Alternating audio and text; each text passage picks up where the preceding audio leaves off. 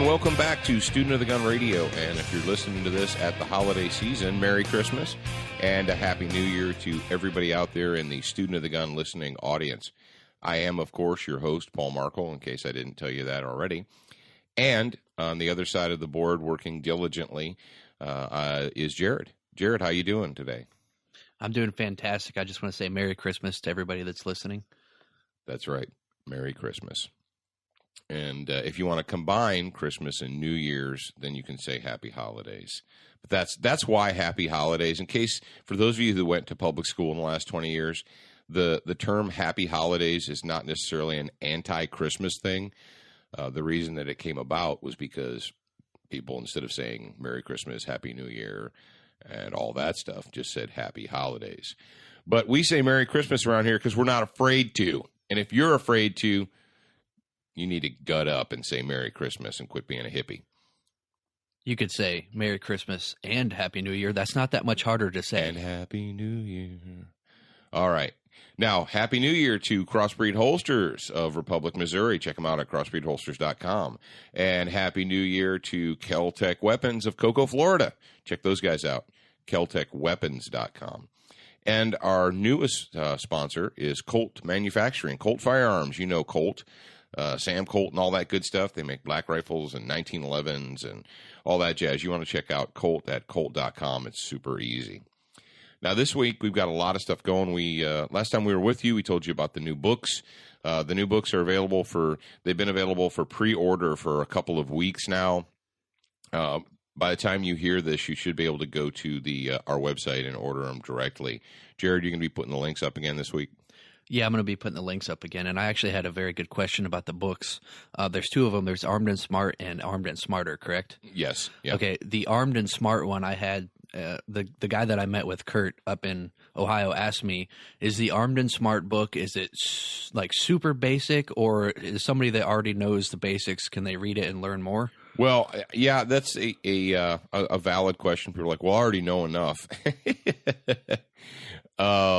Maybe. Now, if you're already carrying, if you've already made a holster choice and a pistol choice and something, it may not be for you. But I would say this is, right now, I know that out there in the United States, there's tens of thousands, if not 100,000 or more, first-time or new concealed carry people. People are thinking about it. They own a gun. And maybe you're one of these guys. We've met a couple, these guys or girls that have gone out and actually gotten your concealed carry permit, but you don't carry because you don't feel comfortable doing it, or you don't feel like you have enough information, or you're not sure when you should or when you're allowed to. And so you can check out Armed and Smart. It's a beginner's guide to concealed carry. And then the follow-up book is called Armed and Smarter, Advanced Concealed Carry Weapons and Training. And like Jared said, those are going to be available. He's going to put the links up for you guys on the Student of the Gun website, studentofthegunradio.com. Jared, this week you're going to go ahead and put it on the regular studentofthegun.com website so they can order it. Yeah, I'm going to put it on everything, Student of the Gun. Okay, so check that out. It's called Armed and Smart, a beginner's guide to concealed carry, and I'm sure that you've got somebody in your life that has questions about it. And let's face it, if you're a gun person, and a lot of you are, because that's why you're listening to Student of the Gun Radio. But if you're a gun person and your family, friends, coworkers, they all know that you're a gun guy. And so what do? They come to you with gun questions. Now, you may or may not be able to answer all those questions, and I can't answer every question, but what I strive to do is, if I can't answer the question myself, I try and give them a reference or send them somewhere where they can get that information. And that may be something that you could do. You've got coworkers or relatives or whatever, and they're like, well, I want to do this or I want to do that. What do you think? Now, I know a lot of the gun shop gurus, the indoor range experts will thump their chest and tell them, you just get a 1911, load it with hydroshocks, and you'll be good to go. But for those of you that want to be really responsible, you can give them some good information. So check that out. Now, Jared, oh, geez, wow, it's the holiday season, and we've been trying to enjoy the holiday season, the Christmas season. I don't know how successful we've been. We've been ridiculously busy, but Jared took a little trip, like he mentioned earlier. He went and you want to tell him about meeting with one of our fans there, one of our students of the gun, and having coffee and just talking guns and stuff? Yeah, I took a trip up to Ohio, and that's where I grew up. So I went up there for a friend's graduation and a couple other things. I met with actually my old coach up there. And if you're listening, Coach, it was nice to see you. And I look forward to what the future holds. He gave me an opportunity that hopefully I can capitalize on here in the next year. And, you can say his name, John Saylor of Shingatai Jiu-Jitsu. Yeah, John Saylor of Shingatai Jiu-Jitsu. And if you haven't heard of Shingatai Jiu-Jitsu, it's kind of like a smorgasbord, really. It's kind of cool. But anyway. Duck it, yeah. So I went up to Ohio for all that stuff. And on the way back down, I met with one of our listeners. His name's Kurt. And he bought me a nice breakfast, lunch, dinner, whatever you want to call it, you know. And we just sat and we talked. We had a good time. And he couldn't stay very long because he had to ditch me and go to work, but that's okay. But anyway, we talked about some disturbing things and some good things. The disturbing things we can't talk about yet, but it's coming. Was it your haircut that was disturbing him? Yeah. Okay, I got you. My haircut. He was actually kind of jealous. Moving right along. But anyway, we sat and we had lunch and stuff, and it was a very nice time, and I appreciate it. It was a very humbling experience. So, speaking of people that are listeners and fans and students of the gun, you guys know that every week we do an Excess Sites Good Guy of the Week, and we pick a topic or a question from the forums at Student of the Gun forums, and it makes it easy for Jared. That's kind of become the one-stop shopping center. Now we do address things. Now you're like, oh man, I've been putting stuff on Facebook. Dude, a lot of the material that we discuss comes from Facebook, but it's easy for Jared to filter out the good guys of the week, the excess good guys of the week, if he goes to the forums and checks it out. And there's actually a specific forum in there called what? Good Guy of the Week? Yeah. It says win free stuff on it. It says win free stuff. And you guys want to win free stuff. That is where I go first. I check that thread first. So if you want to be the good guy of the week, I would suggest that you post that question there first. And the forum, if you want to ask the community a question, if you just like have something on your chest that you want to talk about, jump on. It's easy. It's forums.studentofthegun.com. Yeah, it's real easy. I made it easy for you. Okay. Now, Jared, tell us who the good guy of the week is and what was the question? The good guy of the week is Barbie Partita, and he says, what is the importance of practicing firing with your weak hand or non-dominant hand only? Yeah, when this question came up, Jared, he was like, well, Dad, do we really need to talk about this? I mean, doesn't everybody already get that? And the answer is, unfortunately, no. It's been a while. It's been probably a decade or more. But I was at a shooting school, and I remember someone at the school commenting, they're like, well, I heard that you shouldn't practice shooting with your non-dominant or your left-hand side because it'll degrade the skill that you already have with your dominant hand. And, you know, I heard that, and I kind of cocked my head over to the side and thought, that's strange. But let's take shooting out of the equation for a minute. Just take the gun out. Let's just talk about the human animal, how the human body works. Let's consider contact sports like wrestling or boxing or, you know, MMA or what have you. Would you go to a gym where they got everybody up and they're like, okay, day one of MMA training, how many people are right-handed? Raise your hand. All right. How many people are left-handed? Raise your hand. All right. As we progress, we are only going to throw punches with our right hands for right-handed people. And left-handed people, you're only going to throw punches with your left hand. And Jared's looking at me. He's like, well, that would be stupid. Well, that would actually, it would work in theory. It would work in theory if everybody only used their dominant hand. Yeah, well, that's true, Jared. If people would follow the rules, if the other guys in the gym would follow the rules and only punch at you with their right hand, you'd know which way it's coming from. But and you're like, well, it's not the same thing, Paul. Shooting it's not the same as punching people. I'm like, I understand that, but it's also a physical skill. and it's a skill that you have to develop. Now, from a practical standpoint, from a real world standpoint, are there times, or may there be a time, when you need to save your own life with your non-dominant hand? Well, hopefully no, but it's an imperfect world. And there are times, or there may be times, when you have to use that other hand to save your life. And what do? You know, your right hand is injured for some reason. Let's say you're right-handed. Your dominant hand's injured. And a person is trying to harm you, harm your family, rob you, rape you, kill you, make you dead. You can't call timeout. You're like, oh, hang on. I'm right-handed, and my right hand isn't functioning properly right now, so rape timeout, we're going to go ahead and we need to start over again. That's not how it works. You may need to shoot with your left hand. What if there's something, for whatever reason, in your dominant hand that you can't let go of at that moment? Or, it doesn't have to be a huge deal, but stuff happens. It's an imperfect world. Now, I will suggest this to you. And I've seen this through Jared. Jared's over there through martial arts training, through whether it's through sword training, through fighting. I've seen this where people who use both hands, actually, it builds up your overall dexterity. Is that what you're going for, Jared? No, actually, I was just going to give them an example that didn't have to do with violence, because, violence is bad. But anyway, say your right hand or your dominant hand, you get in a car wreck and your arm gets severed. You can't use that dominant hand to tourniquet yourself. How are you going to do it?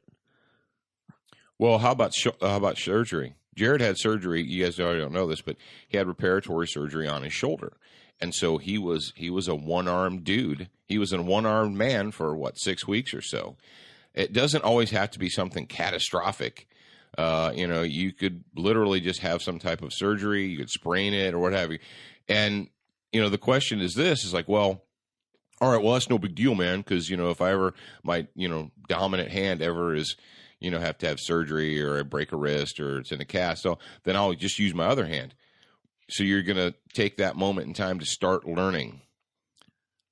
A plus side to the surgery, if any of you listening are in a sling, the plus side to that sling is it's a very good concealment item. You can stash things in it. Yeah, I don't know if you guys you may have known someone who's had either shoulder surgery or something like that, and they have these new slings, these things they didn't have 10, 15 years ago. These giant black slings with the puffy pillow thing that keeps your arm out away from your body. And yeah, like Jared said, you could potentially secret items inside that sling that you can get to real quick with the other hand. So do we believe that you should practice with your non-dominant hand? Absolutely. I believe that it makes you a better shooter. I think it gives you more options, and there's nothing wrong with it. Now, obviously, you need to get training. You need to have dedicated practice. And what we found, what's ironic is, through being a firearms instructor for many, many years, whether it's law enforcement or military or citizens or what have you, when you make people shoot with their non-dominant hand, generally, they do very well. You're like, what do you mean? That doesn't make any sense. What do you mean they do well? Well, what people will do when they put the firearm, they put that pistol in their non-dominant hand, they're like, oh, this is unfamiliar to me. And they will very deliberately focus. They'll focus on the front sight. They'll focus on their trigger press. They'll take the time to shoot very, very deliberately. And I've had time and time and time again people who, we make them shoot with their non-dominant side, and then after it's over with, they'll comment. They're like, wow, I did better than I thought I was going to. Like, yeah, because you actually made yourself pay attention to what you were doing. You focused like a laser beam on trying to get your shots where they needed to be because you were outside of your comfort level. Imagine that. So, yes, Bobby, thanks for posting that up on the forum. We appreciate it, and you're going to get very soon. Now, Jared, remind Bobby what he needs to do to get his good guy package. Bobby, what you need to do is you need to email me. That's Jared, Jarrad, at studentofthegun.com, and send me your information, your address, your shirt size, and your phone number. And I believe that's all. If not, then you're not going to call him. It's just for FedEx traffic. Yeah, it's just for FedEx. Wait, one more point. Can I make one more point on that, or do you want to move on? One more point, and then we're moving on. Guys in general, men, are very guilty of this. And if you go to the range or to the gym or whatever, you usually practice what you're good at. And you shouldn't do that. Practice what you're not good at. Otherwise, you're never going to get better at it.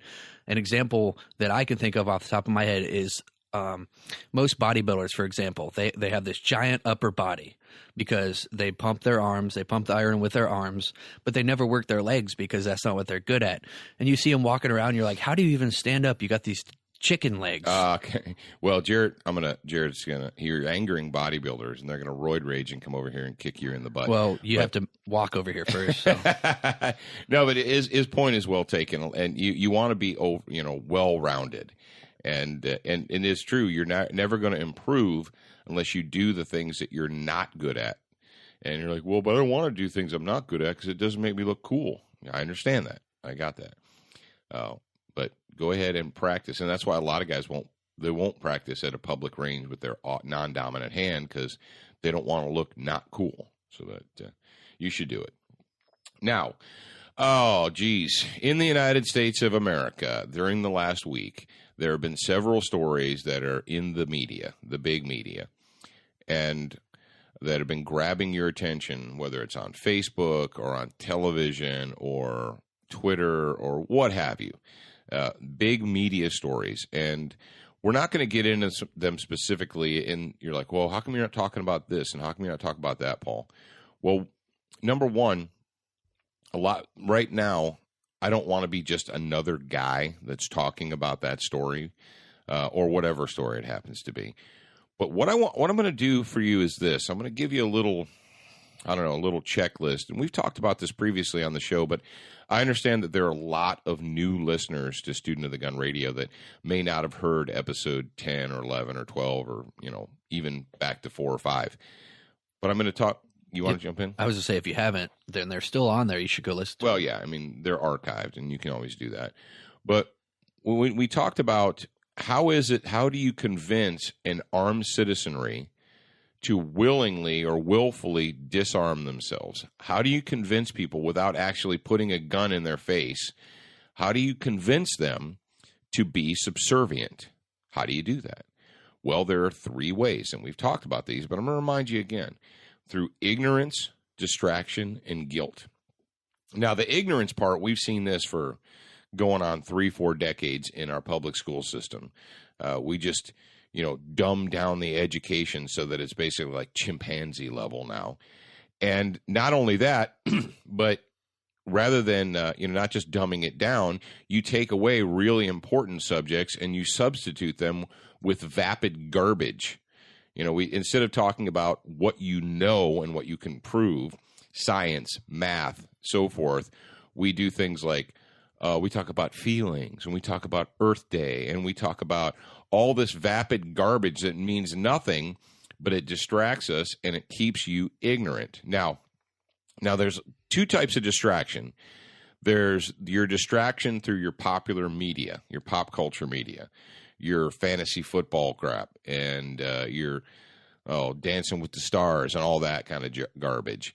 And then periodically there will be a story, and if you pay attention, if you're a smart guy or girl, you'll seem like, there's all these different news networks, and they all have 3 different letters, MSNBC and CNN and ABC and CBS and so forth. But you watch it and you're like, if you're paying attention, you'll realize this. Regardless of what channel it is, it's the same story told the same way over and over and over again. And you might actually scratch your head and say, it almost seems like they're all doing the same, saying and doing the same thing on purpose. And what I would ask you is, anytime there is a big news story, a story that doesn't necessarily affect your life, whether it's about some pseudo-celebrity that's having a baby or getting divorced or what have you, ask yourself, while they're shoving this in my face, They're shoving this story in my face nonstop, 24 hours a day. What else is going on in the world that I'm not being made aware of? Is there something else going on in the United States? Is Congress voting on a bill? Is the UN trying to usurp more authority from the United States of America? What is going on in the United States that I'm not supposed to be paying attention to? So anytime you encounter a huge news story, I want you to think for yourselves. Don't just accept it. We've got ignorance, we've got distraction, and then there's the other one, guilt. Well, should you feel guilty because some teenage nutball turd in some state somewhere in America murdered someone and then killed himself? So let's say, and we're going to get into this in just a second, but some turd ball in Colorado goes on a shooting spree, kills someone, kills himself, and so you're in Texas, Maine, Pennsylvania, Ohio, Florida, and you're told that you need to be disarmed now because some little crap turd up in Colorado decided to kill someone with a gun. So we have to take your gun away in Florida just to make everyone else safe. It's guilt. So the big questions that you need to ask, you're like, all right, is this designed to keep me ignorant, to distract me, or to make me feel guilty? Every time you come and encounter a large story like that, I want you to apply that.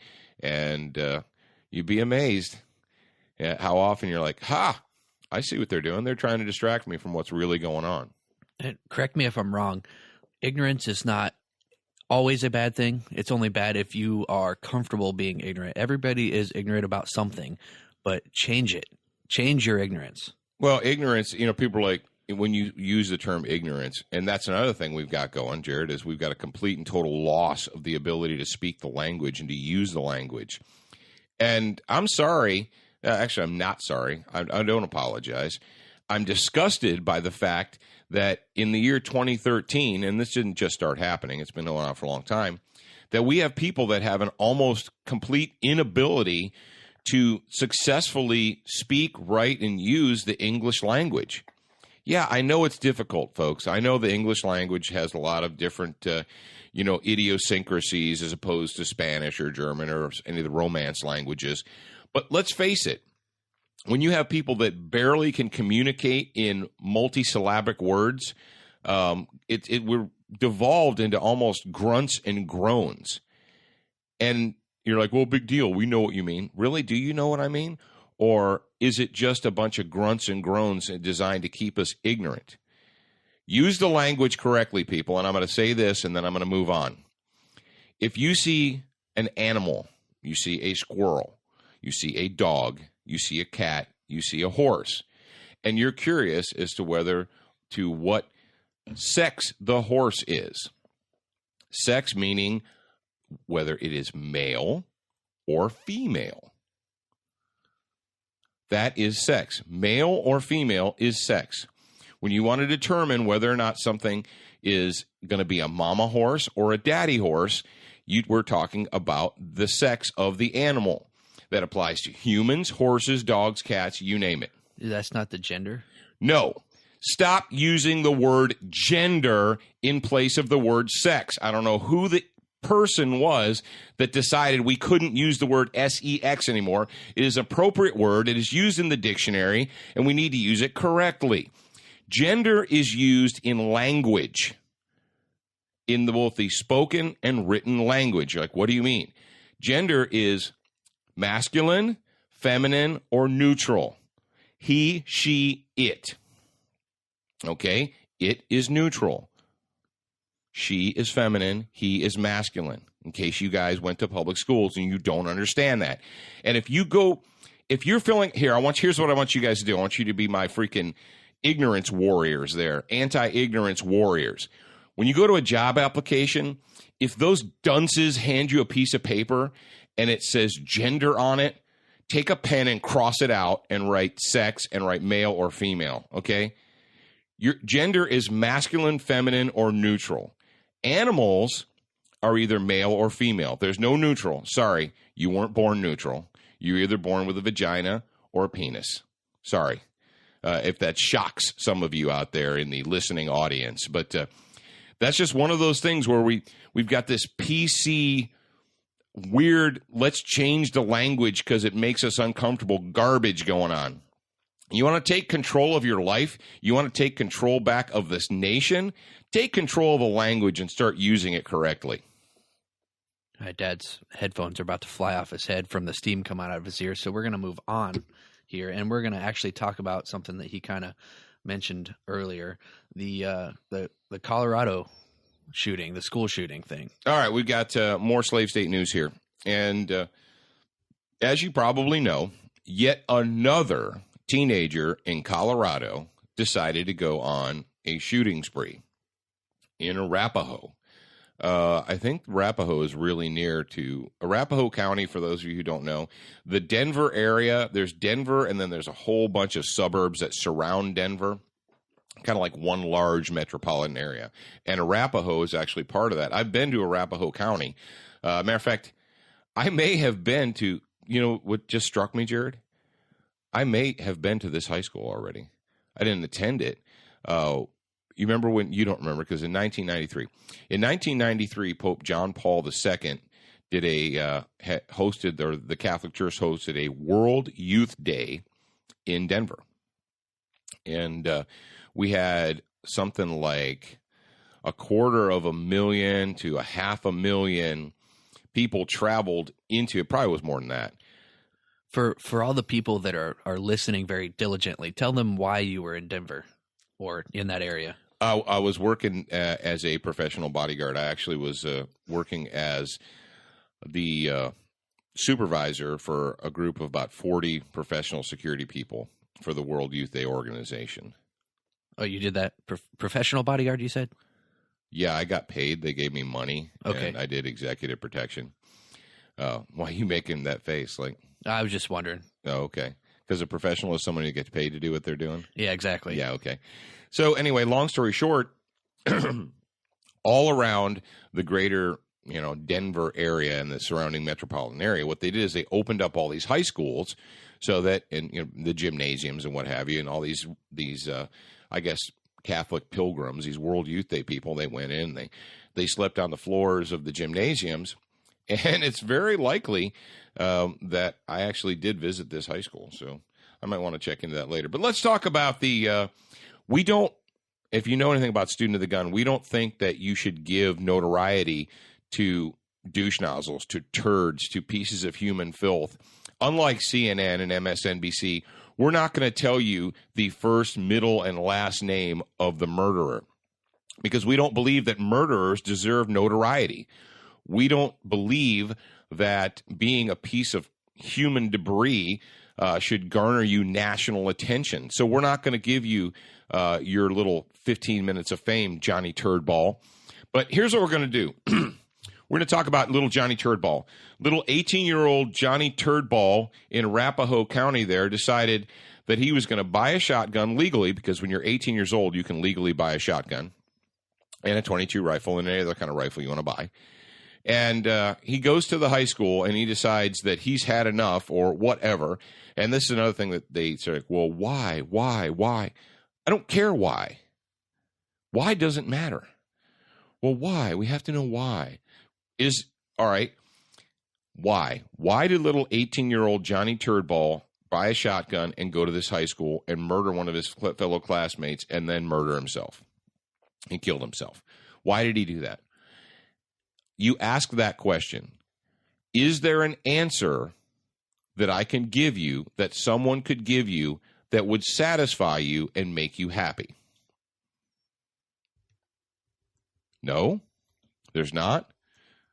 Then why pose the question? Well, we need to discover why. All right. When you seek answers, you're looking for rational. You're looking for some type of a rationale to why it happened. There is no rationale. This guy's a scumbag, and now he's worm food. That's it. Why doesn't save people's lives? All right. And I guess it drives me insane after one of these, pieces of human debris decides that they're going to take out whatever angst they have inside them on their fellow citizens. And after it happens, We wring our hands and we say, why? Why? What can we do? What can we do better to make this not happen? So what you think you should do is you should change your life. You should change your behavior. You should change what you're doing in order to keep someone from trying to shoot or kill you. That's called terrorism. That's what terrorists do. The definition of terrorism is to use violence or the threat of violence to force people to change the way they behave. Do you understand that? So if your first reaction is, what can I do differently so this won't happen again? What can we do as a society to change? Then you're being terrorized. Do you understand that? All right. Well, the reason that we're actually harping on this is because twofold. Number one, expect this to come out of this Colorado shooting. This kid was still in high school, but he was age 18. Hey, Jared. When I was age 18, was I in high school? I believe so, yeah. When you were in high school, were you 18? Yeah. Oh. Did you go purchase a gun and kill your classmates? Not that I recall, no. No. When I was on my 18th birthday, I've told this story before, but it's a heartwarming story for gun people. On my 18th birthday, I left high school. When I got out of school, drove immediately to the gun shop in Worcester and bought my very first .22 rifle. Bought a Ruger 10/22 on my 18th birthday. Now, I'd had firearms at home before that, but that was the day that I was legally allowed to buy my own gun.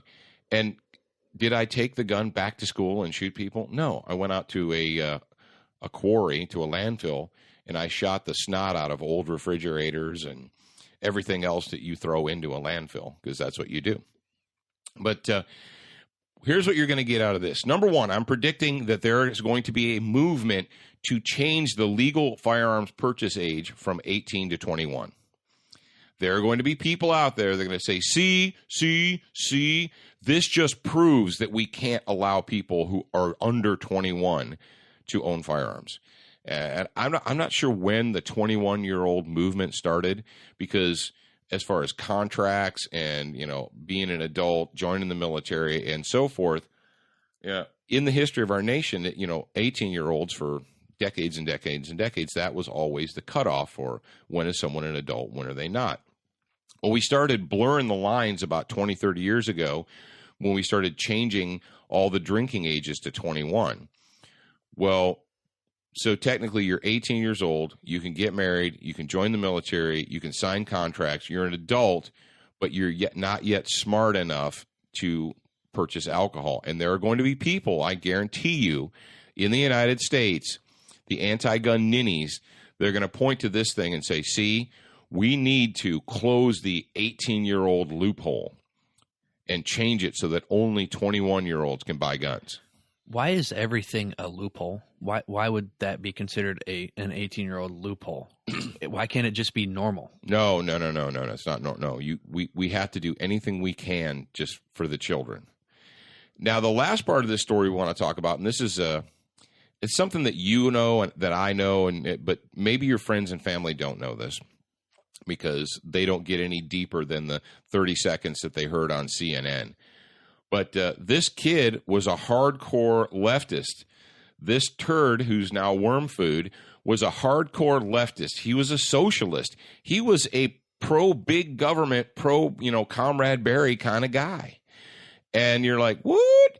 But I thought that left-wing socialist people were the most reasonable. I thought they were the least violent. Folks, I'm not going to do your homework for you, but the facts are the facts. The last, 6, 7, 8, 9, 10 big shootings that have occurred in the United States of America at schools and movie theaters and malls and so forth.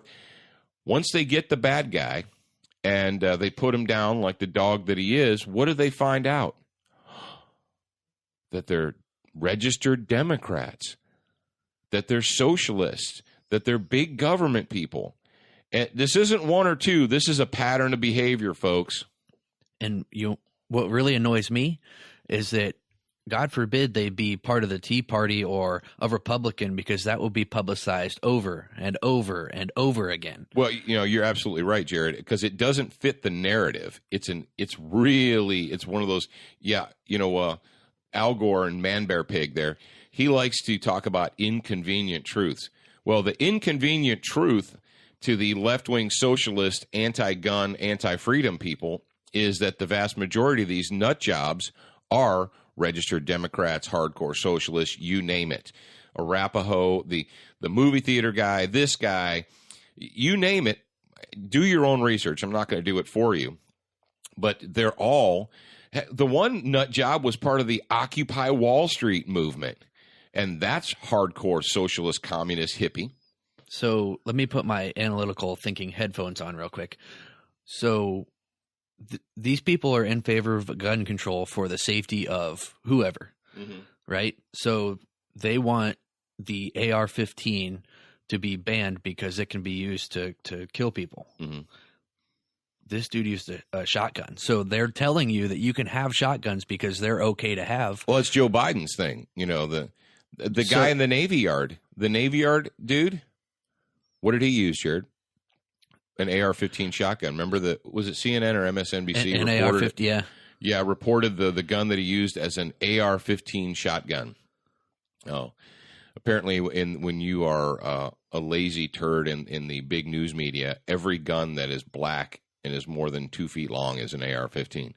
But we had that in the Navy Yard. The guy went out and lawfully purchased a shotgun and then used it to kill people. Here's the deal, folks. You cannot sterilize the world. We try to sterilize the world. You can't do it. Now, the final part of this story that we want to talk about, and this is something that you have to dig deep to find out. Well, at this high school, there was an armed security person. There was a school resource officer. There was a good guy with a gun. And as soon as this kicked off, little Johnny Turdball decided he was going to bring the gun in and start terrorizing people. The armed good guy beat feet and was on his way, was heading towards the bad guy to confront and stop him. What did the bad guy do? This is, if you talk to defensive shooting experts or tactics experts, this is not a new situation. Every time one of these vermin, one of these cowards, one of these pieces of human filth is confronted by determined armed good guy, they turn their guns on themselves and they kill themselves. It's happened over and over and over again. If the good guys can't put bullets effectively into them to stop them, what they do is they turn the guns on themselves and they kill themselves because they're cowards. They're vermin. And this piece of human filth in Colorado was exactly from that same mold. He was just about to get put down by a good guy. So rather than, go out like that, it happened in the mall out west where and you won't find this on MSNBC, CNN. They won't pull these guys out and laud them as heroes because it doesn't fit the narrative that you need to be disarmed. But that turkey at the mall pulled out a gun, opened fire. A concealed carrier pointed his gun at him, couldn't get a clean shot because there was innocent people in the background. But the bad guy saw a good guy with a gun, turned the gun on himself and killed himself. Every single time one of these turds gets confronted by a good guy with a gun, they either flee or they kill themselves. Every time. Because guess what, folks? If you're a piece of human filth and you've decided that you're going to take out your angst on society by murdering children and innocent people, as soon as you get confronted, you have to do something. Here's the thing. People are like, well, what do you think you're going to do with your concealed carry gun out there? You think you're a police officer? You think you're this? You think you're that? Well, let me tell you the real world, people. The real world is, let's say, the Colorado theater shooting. They're like, see, that just proves that, there's that concealed carriers couldn't do anything. How does it prove that? Well, because in the mass hysteria, there's nothing that you could do. So you just need to be a helpless sheep, put your head down and wait for it to be cut off. Well, you just see it proves. No. Consider this. All right. You're in a situation where some jackhole, some jackwagon comes in, and they decide that they're going to, like I said, take out their angst on the world, in the restaurant, the church, the movie theater, whatever, you name it. And they commence to murdering innocent, helpless people. A good guy with a gun addresses them and commences to putting projectiles in and on and around them. They have to stop committing murder and deal with the armed good guy. They have to. Well, what do you mean they have to? They have to do that because if they don't, they're going to die. They will stop murdering innocent children. All right, let's say that you are a person who's thinking about concealed carrying. You're thinking about it, but you haven't talked yourself into it yet. Would you rather that the maniac with a gun has to turn and address you, or would you rather he continued murdering children? I don't know. You tell me. It's your choice to make. You cannot sterilize the world, folks. We try and sterilize the world with these gun-free zones and this and that. It doesn't work. The only thing that can stop a bad guy with a gun is what, Jared? A good guy with a gun. Amen, brother. And you can't sterilize the world. I think Dad wrote an article like years ago about that, and you can find that on paulmarco.com or studentofthegun.com. But anyway, we're going to move on to the next story here. It's about the slave state of New Jersey. Yeah, New Jersey, slave state news. Da-da-da-da, more slave state news there. I like to teach you all the rules. I get to see them set in stone. I like it when you chain me to the bed. Yeah, New Jersey, Jersey City, New Jersey adds ethics question to police gun purchase in bid requirements. This comes to us from our friends at ammoland.com. And you're like, what? Ethics question? Ethics question? What is that all about? Well, apparently they've decided that before they spend the taxpayer money on guns, that they're going to ask the manufacturers what they're doing to prevent gun violence. How about not shipping guns to these gun-free zones where only criminals have them? That would be one step. So let me get this right. What we're doing now is we're putting the onus for criminal behavior on the manufacturers of inanimate objects. Where have we seen that before? So up in Jersey City, New Jersey, before they buy a gun from a gun company, they want that gun company to explain to them just what steps they are taking to prevent gun violence. I got an idea. Don't sell guns to NYPD or Jersey City. What have we seen up there in the slave state nations? We've seen people who were just walking down the street have bullets impacting into their innocent bodies as they are launched from NYPD. Oh, we're not supposed to mention that. And then after they erroneously, negligently put bullets into them, they say, too bad, you shouldn't have been standing there. We ain't giving you no money. Go get an attorney. Go get an attorney. Maybe we'll talk later. So, and they don't have any duty to protect you anyway. Yeah, didn't you know that? There's no special duty. So why is Jersey City even buying guns if they have no special duty to protect the citizen? Why are they even buying the guns? I don't understand. But, folks, this is a bunch of crap. And I think everybody out there who is intelligent enough to tune their iTunes or their iPodcast or whatever to this show understands that. It's, well, we want to know what yous is doing to prevent gun violence. I got an idea. How about not selling guns to you turds? First of all, Jersey City cops and Jersey City, council or whatever you people call yourselves up there, the Stasi. It is not up to Smith & Wesson, Glock, Springfield, Sig Arms, whatever, to stop humans from committing crimes. The guns don't commit the crimes. They're inanimate objects. Sorry to break the news to you, but they are. And when you try and change it, remove the responsibility from the actual turd, the actual criminal, and put it on the company that's making inanimate objects, that's insulting.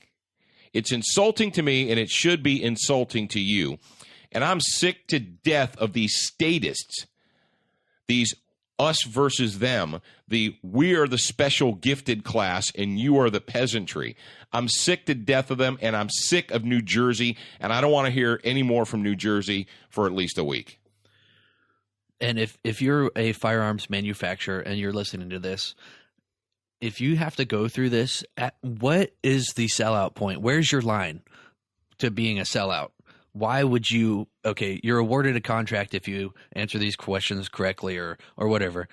How about if those questions are asked to you, then you don't fulfill the contract. Don't sign the contract. Maybe you'll lose money, but – somebody's going to lose a commission, Jared. Who cares? Well, what, you don't want to take the money? The money's on the table. Somebody's going to get it. Yeah, somebody. How much is the 30 pieces of silver? That really annoys me. Well, I'm going to go ahead and I'm going to put a cap on this story. If you, as a firearms manufacturer, if you go ahead and acquiesce to the desires of the statists of the Stasi up in Jersey City, New Jersey, and you fill out their forms, that you answer their questions, what are you doing? You're de facto admitting culpability. You are admitting that, yes, indeed, you do have some say or action, or what you do or do not do affects gun violence in America. Do you want to sign that paper? Do you want to be that company that says we're, doing our best to stop gun violence by blah, blah, blah, blah, blah? Do you want to get in bed with these people? There have been companies in the past that have thought they were being reasonable, and they signed the paper. The government, big government, the state pushed a paper across the table to them and said, here, we need you to agree to the following things, and then we'll buy guns from you. And that company signed that paper, and that was the noose that almost killed that company. What I would ask you guys is, do you want to be that company? All right, moving on, Jared. He's intent over there. His eyes are. He's looking at the monitor and he's checking it out. But what do we want to talk about, Jared? We want to talk about guns and coffee. Yeah, let's talk about some guns and coffee. I like guns. I like coffee. So let's combine the two. Okay. Guns and coffee. Yep. And this is actually this is kind of funny to us. It says police. This comes to us from kktv.com. And I didn't realize this was another slave state update. This is an occupied Colorado update. Police in Colorado Springs are searching. Now, by the time you hear this, they may have captured this guy, because this story was actually datelined December 15th or 16th. 15th. There we go. So they may have already captured this guy by the time you hear this. But what the guy did is, let me see, where's the description? Suspect described as a black male in his early 20s, slim and tall, approximately 6 foot to 6'2", dressed in all black with a gun, robbed a Starbucks. Well, he's lucky he wasn't in New York wearing was that in New York where the dude was wearing all black? And that was Connecticut. Oh, Connecticut. And carrying an umbrella. Yeah, that's right. He's lucky he wasn't in Connecticut. Well, don't wear all black and carry an umbrella in Connecticut. We know that. But, apparently this gentleman here didn't read the memo. He didn't get the please don't bring your guns into Starbucks memo. What? You mean criminals and felons and robbers and, vermin that populate our society, they don't read the memo? Do they look at the signs? So let's get this straight real quick before we get letters and messages and stuff. Starbucks did not forbid guns in their stores. They politely asked responsible, with quotation marks because you can't see me doing that, gun owners to not bring their firearms into the store. Now, what did that enable this guy to do? Well, first of all, it's Colorado, and it's Colorado Springs, so I'm sure there's hippies aplenty. I'm surprised most of the patrons even knew what was going on. They were probably so stoned that it was all happening in slow motion. Dude, man, I can see in Colorado, after every crime or robbery or crash or whatever, the news reporters go out on the street and they're like, were you there? Did you see what happened? Can you tell us? Yeah, dude. It's like, oh man, it was gnarly. This dude came in and I was just over in the corner, having my chai latte and smoking a doob, and this dude's like, hey, and I'm like, whoa, Eichmann, what's up with all the violence, man? Why can't we all just like peace, love each other, man? Here, have a brownie, dude. So I can't even imagine in Colorado what it's like now. It'd be like, but apparently there wasn't a whole lot of peace, love, dope going on as Johnny Criminal walked in, pulled out a gun, shoved it in the face of the clerk at Starbucks and said, give me all your cash. Maybe the clerk handed him a memo and asked him politely. Folks, it's stupid. It's ridiculous. If you think that shiny plastic signs and corporate policies and memorandums are going to keep you safe in a business, you're a fool. There's only one way to stop bad guys with guns, and that is a good guy with a gun. I'm sorry. You cannot sterilize the world with shiny plastic signs or politely worded memos. It doesn't happen. Now, Jared, this gives us a good time to talk about the Starbucks thing. We got a lot of backlash on the Starbucks thing. We really haven't talked about it much since you guys see, you should never support thing. Here's the deal. Right now in the United States, there are two factions. There is a very well-organized, very well-funded by stupid people or by elitists like Nanny Bloomberg that want you to be disarmed. There are organizations that are deliberately trying to disarm you. It's not an accident. It's not something that just happens once in a while. They deliberately want you to be disarmed. Now, you could ask yourself, why is that? Why do these people want me to be disarmed? Well, you have a bunch of useful idiots in the form of moms demand more action in the bedroom or something like that. Is that what they're... that's what it is. Dude, I just had an epiphany.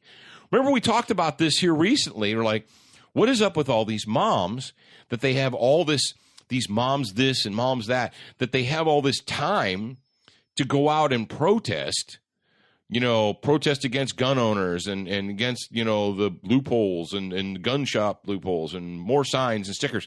Why do these moms feel the need to do this? Well, the moms demand action. Apparently, they're not getting enough action at home from their husbands, so they got time to go out and do all this stuff. So speaking of moms and daughters and all that kind of stuff. Oh, we forgot to tell them where we're... Yeah, we had a very polite request from one of our listeners, and I'm going to let Dad tell you what it was. Well, yeah, they said, I really enjoy your show, and I would like it to be more female-friendly. So we've decided to go ahead and record the show from the kitchen this week. So just to be more female-friendly. So we thought we'd let you know that, and we're out there. And we do care here at Student of the Gun Radio. We do care about you. So, folks, if you take nothing else away from this episode, you should know this. You cannot sterilize the world. People who tell you that more shiny signs and more stickers and more memorandums are going to make you safer, they are either fools, they're useful idiots, or they are deliberately trying to make you subservient. They're trying to make you a peasant class. And just ask yourself if you are willing to become part of the peasant class or whether you are a free man, a free citizen, someone who was born to master their own destiny. And here in the United States of America, you have a choice. You can be a slave or you can be a free citizen. It's your choice. The choice is up to you. Folks, we really appreciate you hanging with us this week. We hope that you have a very, very Merry Christmas and a Happy New Year, that you're able to at least take a little bit of time and spend it with the ones that you love and care about.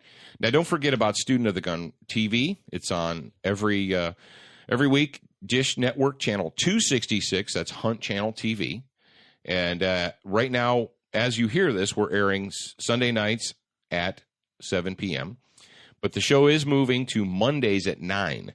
So check your local listings. That's Dish Channel 266. If you can't watch the show because you don't have Dish Network, go ahead and go to studentofthegun.com.